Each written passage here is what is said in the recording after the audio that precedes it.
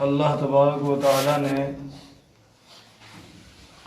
توحید کی تعلیم دی تھی، یہ بتلا کر کہ تم اللہ کو ایک مانو، اس لیے کہ اللہ نے تم کو پیدا کیا۔ یا ایھا الناس اعبدوا ربکم الذی خلقکم والذین من قبلکم، تم کو پیدا کیا اور تمہارے باپ داداؤں کو یعنی ساری انسانیت کو اللہ نے پیدا کیا۔ جو خالق ہوتا ہے وہی معبود ہوتا ہے۔ اور دوسری بات یہ بتلائی تھی کہ صرف تم ہی کو پیدا نہیں کیا بلکہ تمام زمینیں، تمام آسمان اور زمین اور آسمان کے اندر جو کچھ ہے اس کو اللہ تعالیٰ نے تمہارے لیے پیدا کیا۔ یعنی اپنی ذات میں غور کرو اور اپنے آس پاس کے ماحول میں بھی غور کرو تو تمہیں معلوم ہوگا کہ ان تمام چیزوں کا پیدا کرنے والا اللہ ہے۔ اب اس رکوع کے اندر اللہ تعالیٰ انسان کو پھر توحید کی تعلیم دے رہے ہیں دوسرے طریقے سے، کہ صرف تم کو پیدا نہیں کیا بلکہ تمہیں وہ مقام دیا جو دنیا میں کسی دوسرے مذہب نے انسان کو نہیں دیا۔ فرمایا وَإِذْ قَالَ رَبُّكَ لِلْمَلَائِكَةِ إِنِّي جَاعِلٌ فِي الْأَرْضِ خَلِيفَةً، کہ اس وقت کو یاد کرو جب تیرے پروردگار نے فرشتوں سے کہا کہ میں زمین میں اپنا خلیفہ بنانے والا ہوں، یعنی اپنا نائب بنانے والا ہوں۔ اللہ تعالیٰ تخلیق انسان یعنی انسان کی پیدائش کا ذکر کر رہے ہیں کہ فرشتوں سے ہم نے یہ کہا۔ فرشتے کن کو کہا جاتا ہے؟ فرشتے کہتے ہیں اللہ کی ایک نورانی مخلوق ہے جن کا مسکن آسمانوں کے اوپر ہے، اگرچہ وہ زمینوں پر بھی رہتے ہیں، انسان کے ساتھ بھی لگے رہتے ہیں۔ جن امور پر اللہ تعالیٰ نے ان کو متعین کیا ہے اس میں وہ کوتاہی نہیں کرتے۔ نوری مخلوق ہے، نظر نہیں آتے، بسا اوقات نظر آ بھی جاتے ہیں کسی کو، کہ میں زمین پر تمہارے سامنے ایک خلیفہ بنانے والا ہوں۔ اچھا، اللہ تبارک و تعالیٰ نے فرشتوں سے اس چیز کا مشورہ کیوں کیا، یہ بات کیوں ذکر کی؟ اللہ تعالیٰ کو تو کسی کے مشورے کے یا کسی بات کے محتاج نہیں، تو یہ اللہ تبارک و تعالیٰ نے مشورہ نہیں کیا بلکہ بطور شفقت انسان کی پیدائش کا ذکر کیا۔ قالوا اتجعل فیہا من یفسد فیہا ویسفک الدماء، فرشتوں نے یہ کہا اے اللہ آپ زمین میں ایسی مخلوق کیوں بنانا چاہتے ہیں جو زمین میں فساد پھیلائے گی، ویسفک الدماء اور خون خرابہ کرے گی۔ اللہ نے انسان کی پیدائش کا جب ذکر کیا تو انہوں نے یہ کہا کہ اللہ آپ ایسی مخلوق کیوں بنانا چاہتے ہیں زمین میں فساد پھیلائے گی اور کیا کرے گی؟ خون ریزی کرے گی، خون خرابہ کرے گی۔ وَنَحْنُ نُسَبِّحُ بِحَمْدِكَ وَنُقَدِّسُ لَكَ، حالانکہ ہم آپ کی تسبیح اور آپ کی پاکی بیان کرنے کے لیے موجود ہے۔ قَالَ إِنِّي أَعْلَمُ مَا لَا تَعْلَمُونَ، اللہ تبارک و تعالیٰ نے فرمایا کہ جو باتیں تم نہیں جانتے وہ باتیں میں جانتا ہوں۔ تو اس میں کئی باتیں ہیں۔ فرشتوں کو اس بات کی کہاں سے خبر ہوئی کہ انسان اگر پیدا کر دیا گیا تو انسان زمین کے اندر فساد پھیلائے گا یا زمین کے اندر خون خرابہ کرے گا؟ ابھی انسان کو تو پیدا کیا گیا نہیں، یا فرشتوں کے سامنے یا فرشتوں کو غیب کا علم ہو گیا تھا؟ تو فرماتے ہیں کہ ایسا کچھ نہیں ہے۔ انسان کی پیدائش کے مادے کو دیکھ کر یعنی اس کے میٹیریل کو دیکھ کر کہ انسان کو 4 چیزوں سے پیدا کیا گیا۔ انسان کی پیدائش میں 4 چیزیں لی گئی: آب و آتش، خاک و باد، پانی، مٹی، ہوا اور آگ۔ ان 4 چیزوں سے انسان کی پیدائش کی گئی۔ تو اس میٹیریل کو دیکھ کر کہ فرشتوں نے اندازہ لگا لیا کہ اس کے اندر سبھی چیزیں ہیں، تو یہ مخلوق زمین کے اندر کچھ نہ کچھ کرے گی۔ دوسری چیز یہ روایت کے اندر آتا ہے کہ ہزاروں سال پہلے انسان کی پیدائش سے پہلے اللہ تعالیٰ نے زمین پر جناتوں کو آباد کیا تھا، اور جناتوں نے زمین میں ایسا خون خرابہ کیا کہ اللہ تعالیٰ نے فرشتوں کو بھیج کر کے ان کی نسل کو دنیا سے ختم کر کے فرشتوں نے ان کو مارا پیٹا اور جنگلوں اور پہاڑوں کی طرف بھگا دیا۔ تو وہ دیکھ چکے تھے کہ جنات کیا زمین کے اندر گل کھلا چکا، تو اس لیے اللہ تعالیٰ کے سامنے کہا اللہ آپ ایسی مخلوق مت پیدا کیجیے، ایسی مخلوق کیوں پیدا کرنا چاہتے ہیں، زمین میں فساد پھیلائے گی۔ جبکہ ہم رات دن آپ کی تسبیح بیان کرنے میں، آپ کی حمد و ثنا بیان کرنے میں، آپ کی پاکی بیان کرنے میں لگے ہوئے ہیں۔ اچھا یہ اعتراض نہیں تھا اللہ تعالیٰ پر، بلکہ اس کی مثال حضرت تھانوی رحمۃ اللہ علیہ فرماتے ہیں، ایسے سمجھو کہ کوئی بادشاہ ہے اور وہ کوئی نیا عملہ، کوئی نیا کام بڑھائے اور اس کے لیے نئے آدمی رکھنے چاہے۔ اب وہ اپنے پرانے آدمیوں سے جو اس کے خاص خادم ہیں، خاص آدمی ہیں، ان سے ان کے سامنے یہ بات کہے کہ بھئی میں یہ کام کرنا چاہتا ہوں اور اس کے لیے کچھ نئے آدمیوں کی ضرورت ہے۔ اب وہ آدمی جو اس کے پرانے آدمی ہیں، اس کے مخلص آدمی ہے، اس کے ہمدرد آدمی ہے، وہ بادشاہ کو یہ مشورہ دے کہ بادشاہ پتہ نہیں وہ جو آپ بعد میں عملہ بڑھائیں گے، جو لوگ آپ رکھیں گے، وہ صحیح طریقے سے اپنی ڈیوٹی انجام دیں گے بھی یا نہیں۔ اگر انہوں نے اپنی ڈیوٹی انجام نہ دی صحیح طریقے سے تو یہ آپ کی شان کے خلاف ہوگا، آپ ناراض ہوں گے، آپ کا ذہن اس سے متاثر ہوگا۔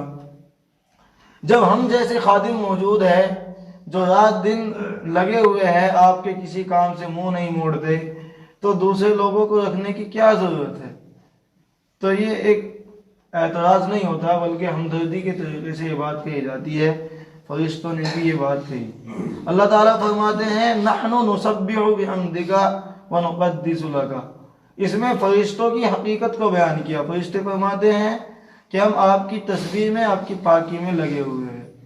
زمین کے اندر فرشتوں کی ڈیوٹی یہ ہے کہ اللہ تعالیٰ نے فرشتوں کو بہت ساری ذمہ داریاں دے رکھی ہے۔ بہت سے فرشتے انسان کو روزی پہنچانے پر متعین ہیں، بہت سے فرشتے بارش کے انتظام پر متعین ہیں، اور کل ملا کر کے فرشتے کسی نہ کسی کام پر اللہ کی طرف سے مقرر ہے۔ تو زمین کے اندر ان کے کام کی وجہ سے بہت سے لوگوں نے یہ سمجھ لیا کہ یہ بھی خدا ہے، کہ کوئی بارش برسا رہا ہے تو وہ بارش برسانے والا خدا، جس کو کہا جاتا ہے کہ یہ اندر دیوتا ہے، اور اسی طریقے سے روزی پہنچانے والے فرشتوں کو کہہ دیا کہ یہ روزی دینے والے خدا۔ تو اللہ تعالیٰ فرماتے ہیں، انہی کی زبان سے اللہ نے کہلوایا کہ یہ خدا خدا نہیں ہے، یہ تو خود فرما رہے ہیں کہ ہم تو آپ کی تسبیح کے لیے اور آپ کی حمد و ثنا بیان کرنے کے لیے پیدا ہوئے ہیں۔ قال انی اعلم ما لا تعلمون، جو باتیں میں جانتا ہوں وہ تم نہیں جانتے، یعنی آدم علیہ السلام کو پیدا کرنے میں کیا فائدہ ہے کیا نہیں، تو یہ باتیں میں جانتا ہوں، کیونکہ وہ چاہتے تھے کہ زمین میں تو فساد پھیلائیں گے، تو پھر فساد پھیلانے سے ایسی مخلوق کو کیوں پیدا کرنا چاہتے ہیں؟ تو اللہ تعالیٰ یہ بتلانا چاہتے ہیں کہ جس مخلوق کے اندر خیر اور شر دونوں باتیں ہوں گی، وہیں تو خلیفہ کی ضرورت پڑے گی۔ خلیفہ کہتے ہیں اس کو جو بادشاہ کی غیر موجودگی میں حکومت کا نظام چلائے، نائب جس کو کہا جاتا ہے، تو اس کی ضرورت وہیں تو پڑے گی، قانون کی ضرورت وہیں تو پڑتی ہے جہاں بد امنی کا اندیشہ ہو، جہاں ہر آدمی کوئی بھی نہ خون خرابہ کرے اور نہ ہی کوئی آدمی فساد پھیلائے، کوئی شرارت ہی نہ کرے۔ تو اس ملک کے اندر، اس زمین کے اندر قانون کی ضرورت کیا ہے، حکومتوں کی کیا ضرورت ہے؟ بھئی جب ہر آدمی صحیح چل رہا ہے تو اتنے سارے عملے کی، پولیس محکمے کی، تھانوں کی، جیلوں کی، ان سب چیزوں کی کیا ضرورت ہے؟ تو حاکم کی ضرورت وہیں پڑتی ہے جہاں دونوں قسم کے لوگ موجود ہوں۔ تو اللہ تعالیٰ یہ فرمانا چاہتے ہیں کہ میں یہ باتیں تم نہیں جانتے، میں جانتا ہوں۔ پھر اللہ تعالیٰ نے حضرت آدم علیہ السلام کو پیدا کر دیا۔ آپ کی پیدائش کا ذکر تو 8ویں سپارے کے اندر آئے گا، سورہ اعراف میں مکمل رکوع کے اندر۔ تفسیر کے اندر آیا کہ اللہ نے حضرت آدم کو اس طریقے سے پیدا کیا کہ زمین کی ہر قسم کی مٹی میں سے کچھ مٹی لی، ایک مٹھی مٹی لی۔ یہ نہیں کہ کسی ایک ہی حصے سے، بلکہ زمین میں جو مختلف قسم کی مٹیاں ہیں سب سے تھوڑی تھوڑی مٹی لی۔ وہ عجنت بالمیاء، اور اس کو بالمیاء المختلف التی، اور اس مٹی کو ہر قسم کے پانی سے گوندھا گیا۔ پھر اللہ تعالیٰ نے ایک پتلا بنا دیا، اس پتلے کے اندر اپنی روح پھونکی تو حضرت آدم علیہ السلام تیار ہو گئے۔ اب آدم علیہ السلام کو تیار کرنے کے بعد اللہ تعالیٰ فرماتے ہیں، کیونکہ فرشتوں نے اعتراض کیا تھا کہ اللہ یہ مخلوق زمین میں فساد پھیلائے گی، تو فرشتوں کے سامنے حضرت آدم علیہ السلام کی فضیلت بیان کرنا چاہتے ہیں۔ ایک بات اور سمجھنی چاہیے، دنیا کے اندر بہت سے لوگ ہیں جو بڑے بڑے سائنسداں ہیں، اور وہ یہ اندازہ لگاتے ہیں، وہ اس بات پر ریسرچ کرتے ہیں کہ انسان کہاں سے پیدا ہوا، کیونکہ قرآن کریم کو تو مانتے نہیں ہیں۔ یہ سمجھتے ہیں کہ یہ تو ایک فرضی چیزیں ہیں، تو وہ اگر ان کو زمین کے اندر کچھ سال پرانی ہڈیاں مل جائے تو اس پر ریسرچ کرتے ہیں، اندازے لگاتے ہیں کہ انسان کو کیسے بنایا گیا ہوگا۔ یہاں تک کہ سارے سائنسداں اور جتنے ملحدین ہیں وہ اس نتیجے پر پہنچے کہ انسان پہلے انسان نہیں تھا، بلکہ انسان کا جد اعلیٰ، یعنی انسان سے پہلے انسان کیا تھا؟ یہ بندر تھا۔ گویا کہ وہ انسان کی توہین کرتے ہیں، انسان کو یہ کہہ کر کے کہ انسان جس شکل میں اب موجود ہے یہ ایک زمانے میں ڈھلتے ڈھلتے ڈھلتے ڈھلتے اس شکل تک پہنچا ہے۔ پہلے اس کی شکل بندر جیسی تھی اور یہ بندر نما تھا، تو انسان کی توہین کرتے ہیں۔ دین اسلام ایک ایسا دین ہے جو انسان کو اس مقام پر پہنچاتا ہے کہ یہ کہتا ہے کہ نہیں، انسان اللہ کا اپنے ہاتھ سے بنایا ہوا ہے اور یہ اللہ کا نائب ہے۔ اللہ کے احکام کو دنیا میں جاری کرنے کے لیے آیا ہے۔ نائب کا درجہ وہی ہوتا ہے بعد میں جو اصل کا درجہ ہوتا ہے۔ بادشاہ اگر موجود نہ ہو تو نائب ملک کا نظام چلاتا ہے، تو نائب کا بھی درجہ وہی ہوتا ہے جو بادشاہ کا ہوتا ہے۔ تو اللہ تعالیٰ نے اپنی نیابت کے، اپنی خلافت کے مقام پر انسان کو پہنچایا۔ یہ صرف دین اسلام اس طریقے کی بات کرتا ہے کہ انسان کی حیثیت ہے، ورنہ بائبل کے اندر بھی انسان کی پیدائش کے ذکر میں یہ بات ملتی ہے کہ حضرت آدم کو کہ زمین اللہ نے بنائی، زمین کے اندر کوئی کھیتی کرنے والا نہیں تھا تو اللہ نے آدم کو بنا دیا۔ گویا کہ صرف اتنی حیثیت انسان کی کہ وہ کھیتی کرے۔ عیسائی مذہب کے اندر اللہ تعالیٰ کہتے ہیں کھیتی ویتی کرنا مقصد نہیں ہے، بلکہ ہم نے اپنے احکام نافذ کرانے کے لیے دنیا کے اندر بھیجا ہے۔ فرمایا وَعَلَّمَ آدَمَ الْأَسْمَاءَ كُلَّهَا ثُمَّ عَرَضَهُمْ عَلَى الْمَلَائِكَةِ فَقَالَ أَنبِئُونِي بِأَسْمَاءِ هَؤُلَاءِ إِن كُنتُمْ صَادِقِينَ۔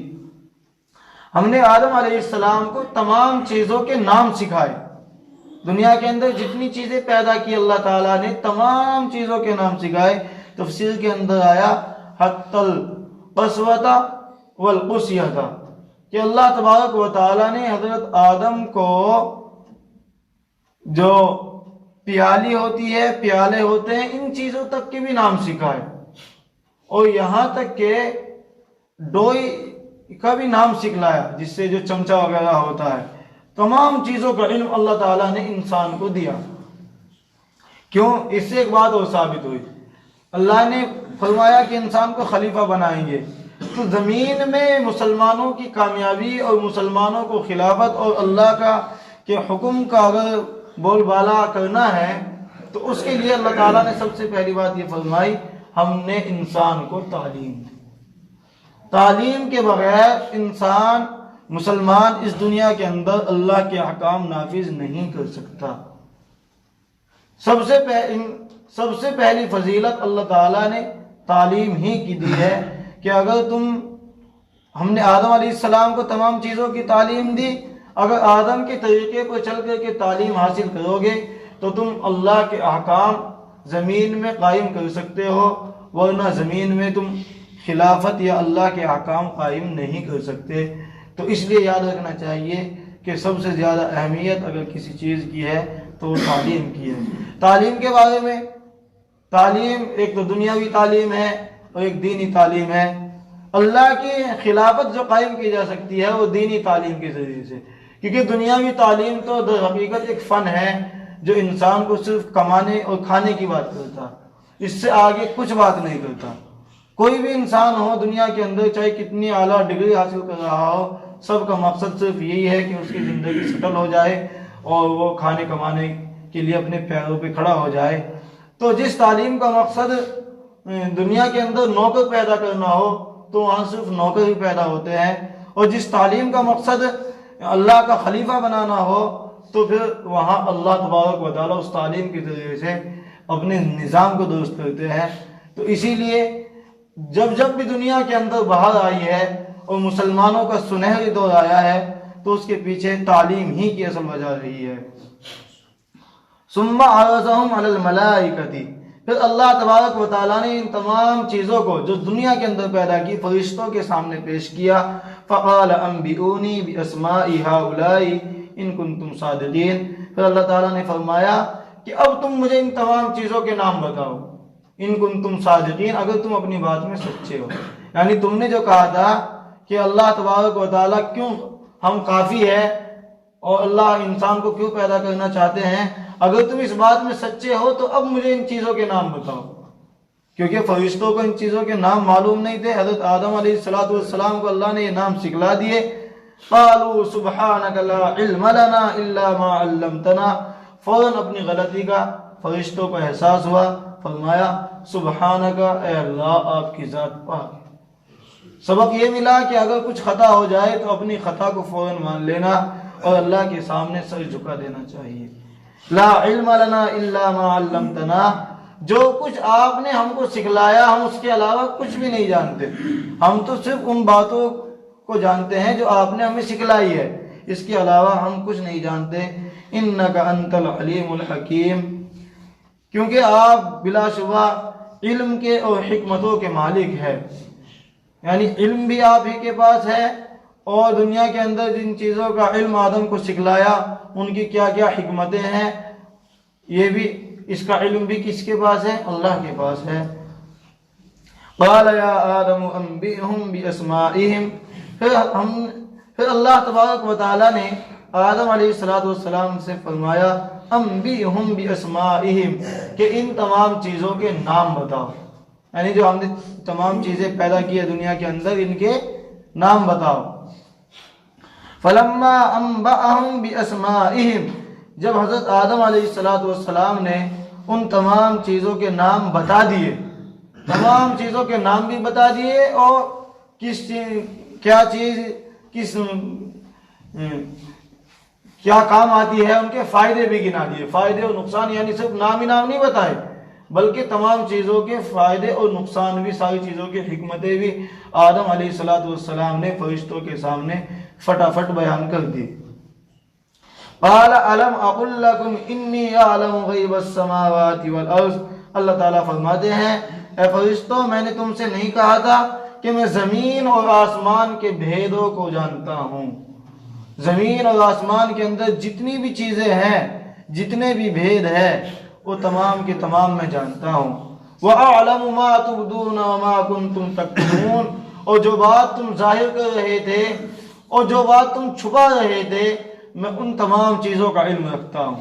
ظاہر کیا کر رہے تھے وہ بات تو قرآن شریف میں آ گئی کہ فرشتوں نے یہ کہا کہ آپ انسان کو کیوں پیدا کرنا چاہتے ہیں، ہم آپ کی تسبیح بیان کرتے ہیں۔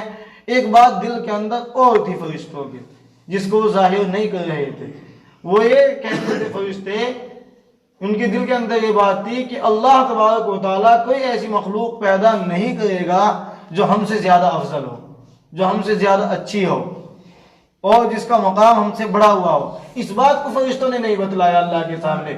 یہ کہہ دیا کہ ایسی مخلوق کو پیدا مت کیجئے جو زمین میں فساد پھیلائے گی. تو اللہ تعالیٰ فرماتے ہیں کہ جو تم چھپا رہے تھے وہ بھی جانتا ہوں, اور جو تم اپنی زبانوں سے کہہ رہے تھے وہ باتیں بھی جانتا ہوں. وَإِذْ قُلْنَا لِلْمَلَائِكَةِ اسْجُدُوا لِآدَمَ, اور اس وقت کو یاد کرو جب ہم نے فرشتوں سے کہا کہ آدم کو سجدہ کرو. فَسَجَدُوا, تو تمام فرشتوں نے سجدہ کیا, الا ابلیس, مگر ابلیس کے علاوہ. ابا, اس نے انکار کیا, واستکبر, تکبر کیا, وَكَانَ مِنَ الْكَافِرِينَ, اور وہ کافروں میں شامل ہو گیا. اللہ تعالیٰ نے پہلے انسان کی فضیلت فرشتوں کے سامنے کس طریقے سے بتلائی, کس طریقے سے ظاہر کرائی کہ حضرت آدم کو علم دیا, علمی اعتبار سے فضیلت دی. اب عملی اعتبار سے, کہ صرف علمی اعتبار کافی نہیں ہے بلکہ علم کے ساتھ ساتھ عمل بھی کرنا ضروری ہے. تو دونوں فضیلتیں اللہ تعالیٰ ثابت کر رہے ہیں. اب پہلے فرشتوں کو وہاں عاجز کیا, اب انسان کو سجدہ کرا کر کے کہ آدم کو سجدہ کرو. سجدہ انسان کو کیوں کرایا؟ اس کی وجہ یہ ہے کہ یہ سجدہ در حقیقت جھکنا تھا. جس طریقے سے ہم نماز میں سجدہ کرتے ہیں, عبادت کا سجدہ وہ نہیں تھا. اس کو کہتے ہیں سجدہ تعظیمی, یعنی جھکنا. یہ نبی پاک صلی اللہ علیہ وسلم کی شریعت سے پہلے دوسری امتوں پر سجدہ تعظیمی یعنی کسی بڑے آدمی کو جھک کر کے سلام کرنا یہ جائز تھا. اس امت میں یہ ختم کر دیا گیا. حضرت یوسف علیہ السلام کے ساتھ کو بھی اللہ تعالیٰ نے جو خواب دکھایا کہ میرے بھائی مجھ کو سجدہ کر رہے ہیں, تو اس کا مطلب بھی یہی تھا کہ وہ بھی جھک رہے ہیں. تو یہ مطلب ہے. فَسَجَدُوا إِلَّا إِبْلِيسَ أَبَى وَاسْتَكْبَرَ, تمام فرشتوں نے سجدہ کیا لیکن ابلیس نے انکار کر دیا, تکبر کیا اور کافروں میں شامل ہو گیا. اچھا, اس کے اللہ تعالیٰ فرما رہے ہیں کہ یہ کافر بن گیا سجدے کے انکار کرنے کی وجہ سے. اگر کوئی آدمی اللہ کے حکم کو توڑے تو وہ کافر نہیں ہوتا بلکہ فاسق ہوتا ہے. کفر کے لیے ضروری ہے کہ اللہ کا انکار کر دے یا اللہ کی صفات کا انکار کر دے. پھر شیطان نے سجدے سے انکار کیا تو وہ کافر کیوں بنا؟ در حقیقت اس کا انکار کرنا ایک کفر کی وجہ نہیں بنا, بلکہ اس نے معاوضہ مقابلہ کیا اور اللہ کے سامنے مقابلہ کر بیٹھا.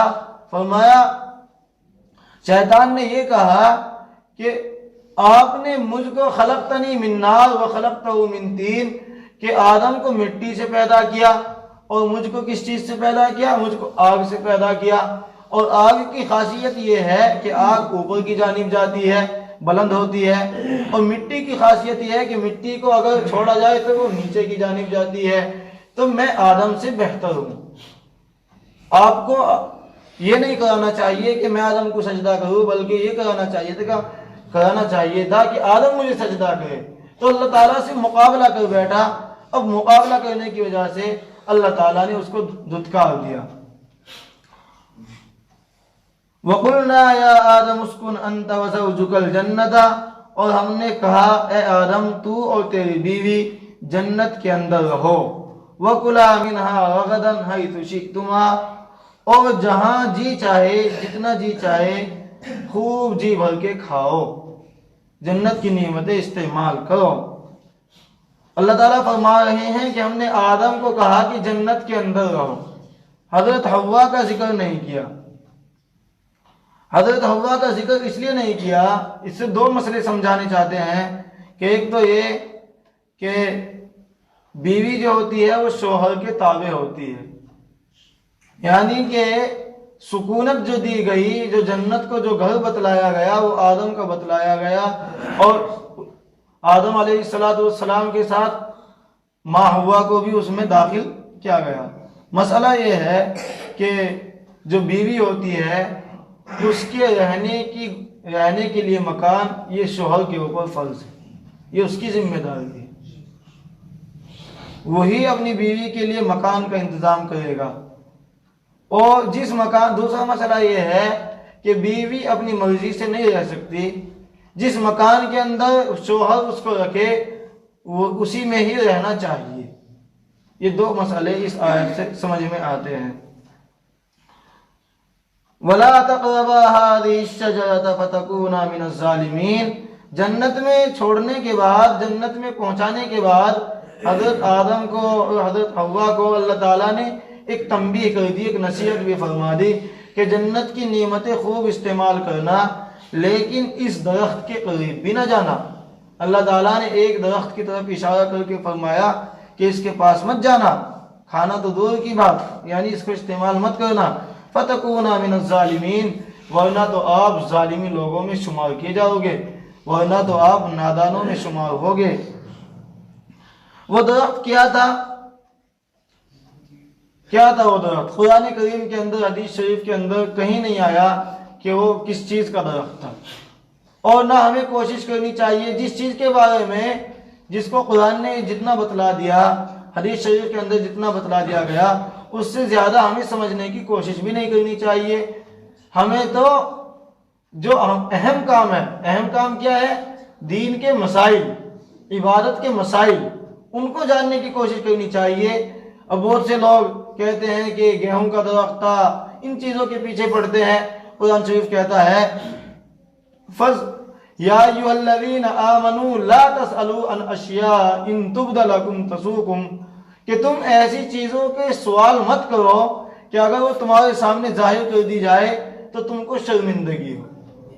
بہت سے لوگ بیہودہ سوال کرتے ہیں جن کا اعمال سے کوئی مطلب نہیں۔ تو اللہ تعالیٰ، جب وہی اللہ تعالیٰ نے کہہ دیا کہ ایک درخت تھا، بس اتنا ہی مان لینا چاہیے۔ قبر کے اندر جب ہم جائیں گے، موت واقع ہو جائے گی، ہم سے کوئی فرشتہ یہ سوال نہیں کرے گا کہ بتلاؤ وہ درخت کون سا تھا۔ وہ نماز روزے کا حساب کیا جائے گا کہ تم نے نمازیں صحیح پڑھی، غلط پڑھی، اعمال تم نے حقوق ادا کیے نہیں کیے، تو اس چیز کا سوال بالکل نہیں کیا جائے گا۔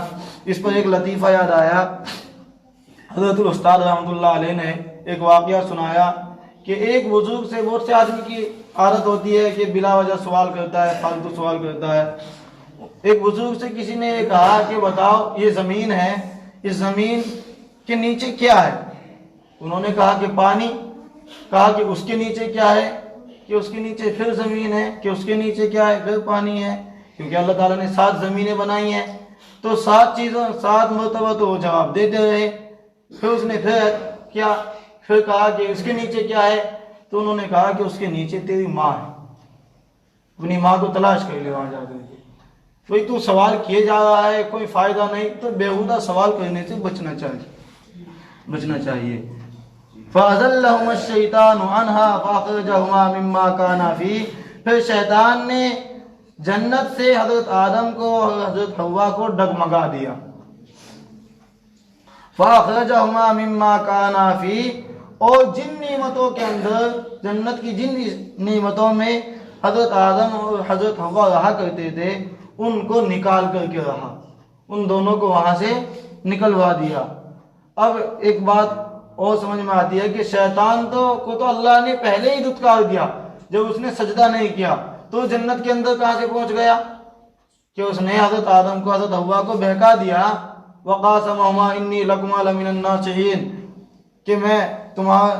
کہ اللہ تعالیٰ نے جو تم کو اس درخت کے کھانے سے روکا تھا، میں قسم کھا کر کے کہتا ہوں کہ اس میں تمہارے لیے بہت سارے فائدے ہیں۔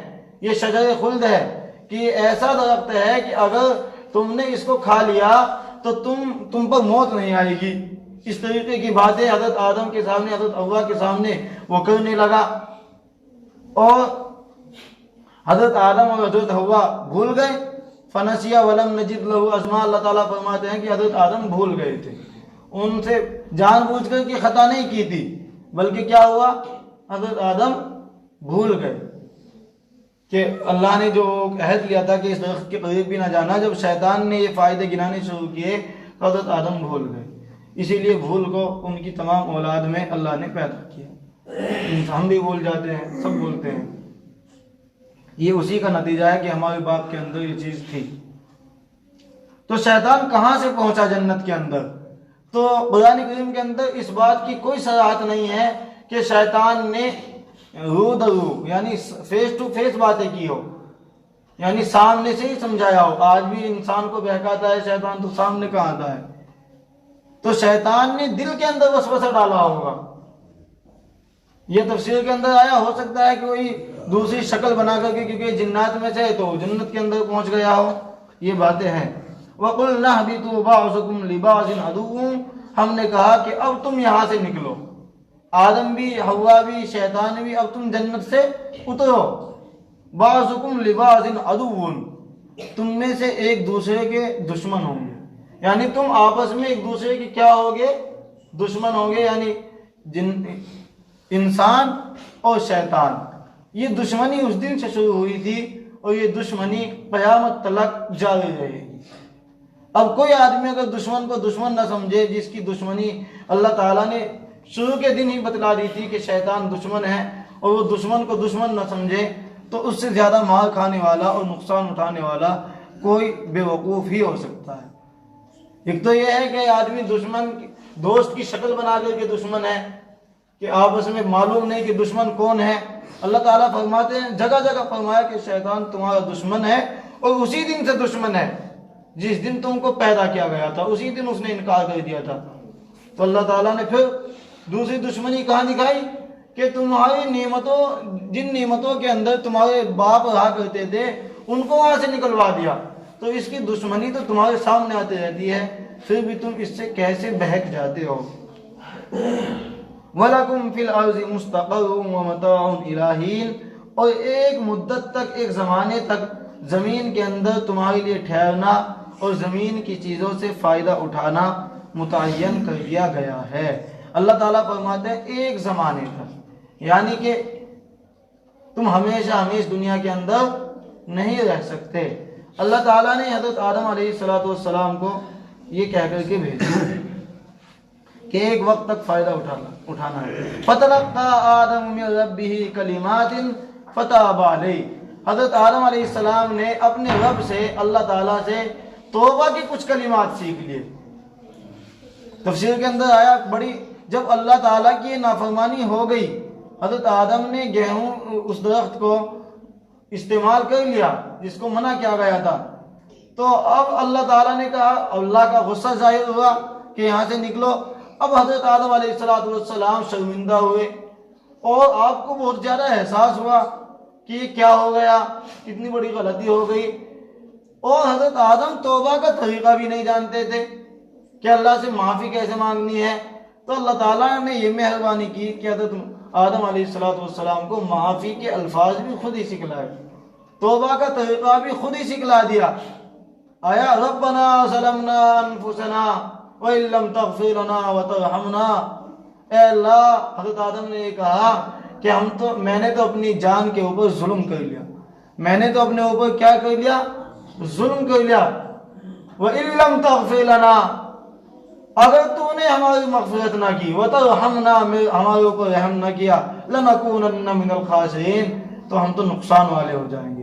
تو حدیث شریف مفسرین فرماتے ہیں کہ جب انسان سے خطا ہو جائے تو اس دعا کی ذریعے سے ربنا ظلمنا انفسنا، انسان کو معافی مانگنی چاہیے۔ اگرچہ معافی دوسرے الفاظ میں بھی قبول ہو سکتی ہے، لیکن زیادہ قبولیت کی امید ہے ان الفاظ کے ساتھ معافی مانگنے سے، کیونکہ آدم علیہ السلام سے جب غلطی ہوئی تو انہوں نے ربنا ظلمنا انفسنا وان لم تغفر لنا وترحمنا لنکونن من الخاسرین یہ پڑھ کر کے معافی مانگی تھی۔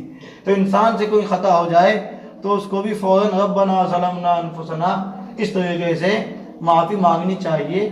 امید ہے کیونکہ حضرت آدم کی توبہ قبول ہوئی تو انسان کی توبہ بھی کیا ہو جائے گی؟ قبول ہو جائے گی۔ فتاب علیہ، اللہ تعالیٰ نے ان کی توبہ کو قبول کیا۔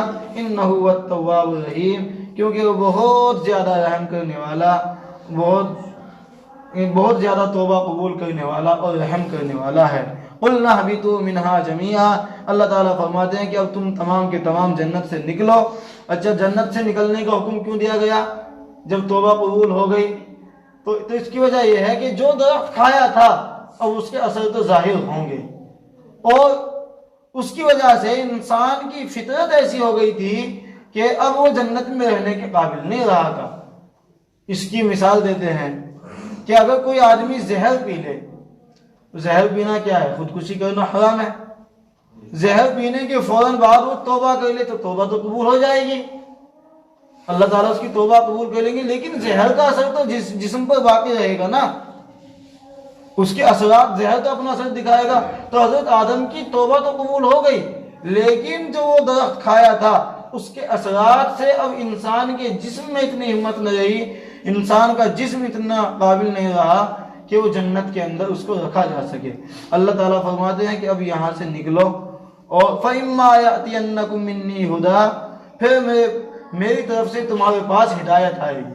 اب زمین میں جاؤ، انتظار کرو میرے پیغام کا، میری طرف سے تمہارے پاس کیا آئے گی؟ ہدایت آئے گی.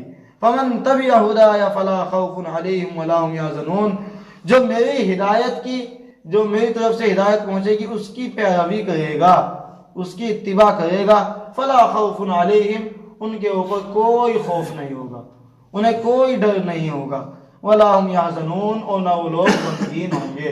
نہ انہیں خوف کرنے کی ضرورت ہے کہ ہم سے تو گناہ ہو گیا تھا، اور نہ ہی ان کو غمزدہ ہونے کی ضرورت ہے. اللہ تعالیٰ یہ فرماتے ہیں کہ اب جنت سے تو تم کو نکال دیا، تمہاری توبہ بھی قبول کر لی، لیکن اب زمین کے اندر جاؤ اور وہاں جنت کی کوششیں کرو. میرے پاس سے ہدایت آئے گی، اور ہدایت آئی، اللہ نے بعد میں رسول بھیجتے رہے. تو اب جن لوگوں کو، جو لوگ اللہ تعالیٰ فرماتے ہیں نبی کی بات مان لے گا، نہ اسے کوئی خوف ہوگا دنیا کے اندر، اور نہ ہی آخرت میں اسے کوئی غم اٹھانا پڑے گا.